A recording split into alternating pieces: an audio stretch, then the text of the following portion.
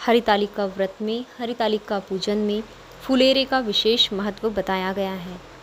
शिव महापुराण के अनुसार यदि आपके घर में आप फुलेरा सजाते हैं तो भगवान शिव और माता पार्वती की विशेष कृपा आपको प्राप्त होती है। शिव महापुराण के अनुसार यदि आप अपने घर में फुलेरा नहीं सजा पा रहे हैं, नहीं बना पा रहे हैं और आप यदि फुलेरे के दर्शन भी कर लेते हैं तो आपको विशेष फल की प्राप्ति हो जाती है।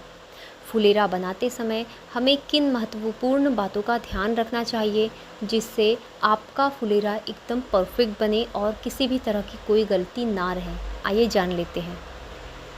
फुलेरा बनाते समय सबसे पहले हमें इस बात का ध्यान रखना है कि फुलेरा में केतकी के फूलों का यूज़ बिल्कुल भी नहीं करना है। केतकी का फूल महादेव को कभी भी अर्पण नहीं किया जाता है, इसीलिए हरतालिका के फुलेरा में भी केतकी के फूल का प्रयोग नहीं किया जाना चाहिए। दूसरी चीज़ ये कि हरतालिका व्रत में जो फुलेरा बनाया जाता है उसमें शमी की पत्तियाँ अगर लगाते हैं तो बेहतर होता है, लेकिन शमी की डालियों को नहीं लगाना चाहिए। मीन्स ये कि यदि आप फुलेरा में शमी लगाना चाहते हैं तो एक एक पत्तियां तोड़कर लगाएं। कई बार हमने देखा है कि फुलेरा बनाते समय शमी की टहनियों को, डालियों को तोड़कर लगा दिया जाता है।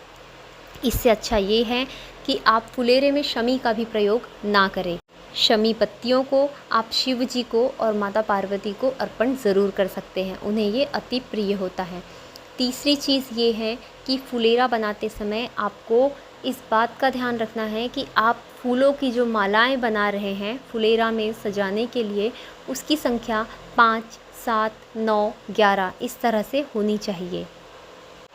अब बात कर लेते हैं कि फुलेरा में कौन सी चीज़ों का विशेष महत्व है जिसे आप फुलेरा सजाते समय लगा सकते हैं, जिनका प्रयोग आप कर सकते हैं।